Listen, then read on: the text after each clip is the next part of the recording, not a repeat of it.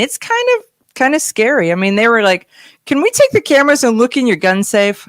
No, can't. No. If you want to look at one of them, I'll pull it out and you can put it on the table. But I'm not. Yeah. Mm-mm.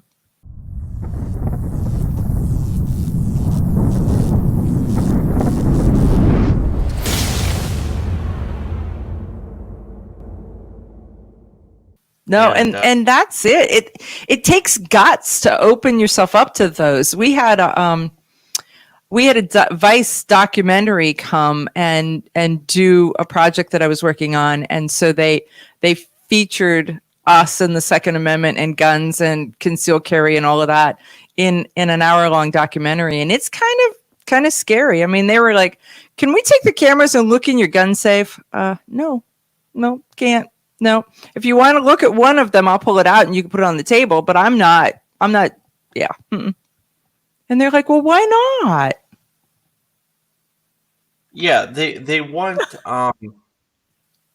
they want that extremist look to make us look crazy. Right. Mm-mm. And when you don't play by the rules, a lot of times they walk away. But in our case, they were following us to do a concealed carry fashion show, so they thought that made us weird enough that it was still a go. Let's get into that, because I think I found it very interesting. Yeah. And I worked with a company in the past called Urban Carry out of Florida. Right. Yeah.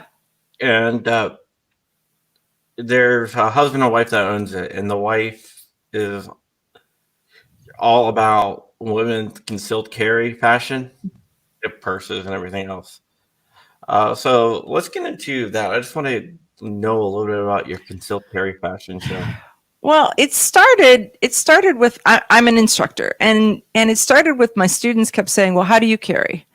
And carrying and where you carry and how you carry is very personal, because it's how are you shaped, how tall are you, what kind of a gun are you looking at, and then how do you dress?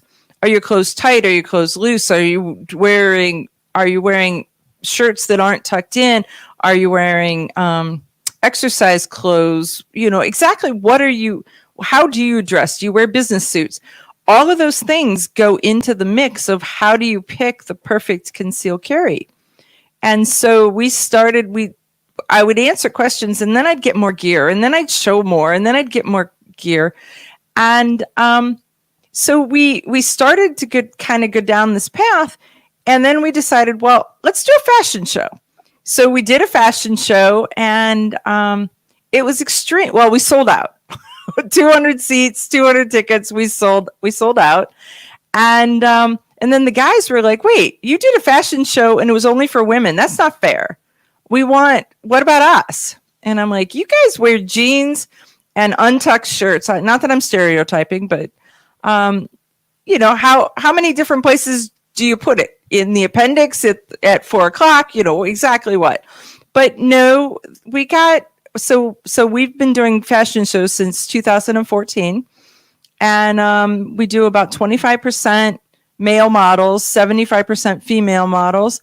And we model anything from concealed carry t-shirts to ankle holsters and everything in between.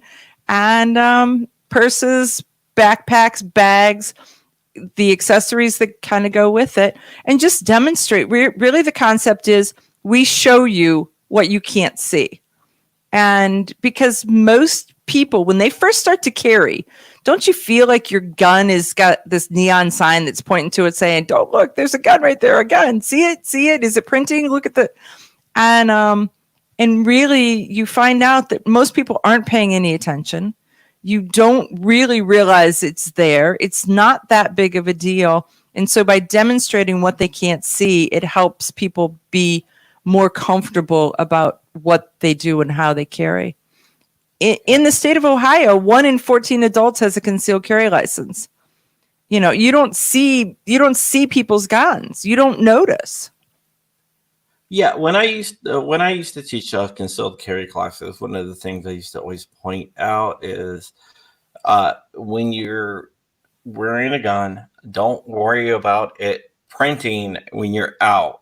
If you keep on thinking, is it printing? Is it printing? Is it printing? And that's not to say you don't make sure it doesn't print before you leave the house, or Right. print a minimum amount of printing. But what I always used to say is, how is someone going to notice it more when you don't keep on touching it, or when Right. you keep on pointing The whole fiddle with it. Don't stop. We have so much stuff that we hang around our waist anymore. People have cell phones and flashlights and knives and all of this stuff. I mean, it's kind of like we're wearing a Batman belt to begin with. So what's one more bump or bulge?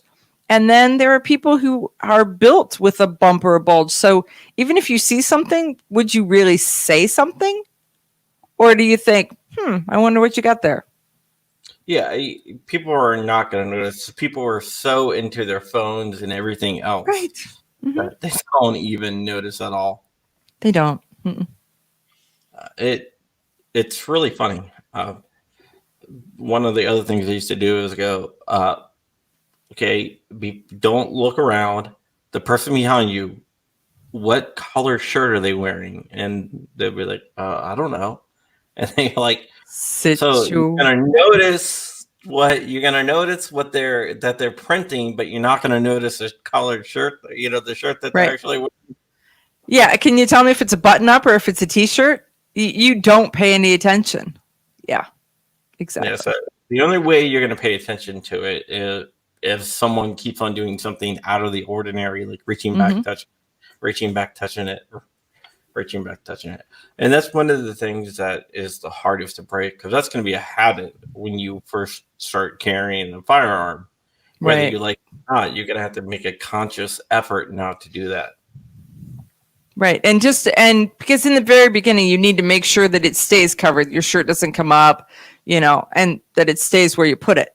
So many people buy their first holster based on price and their second holster based on comfort, So yeah,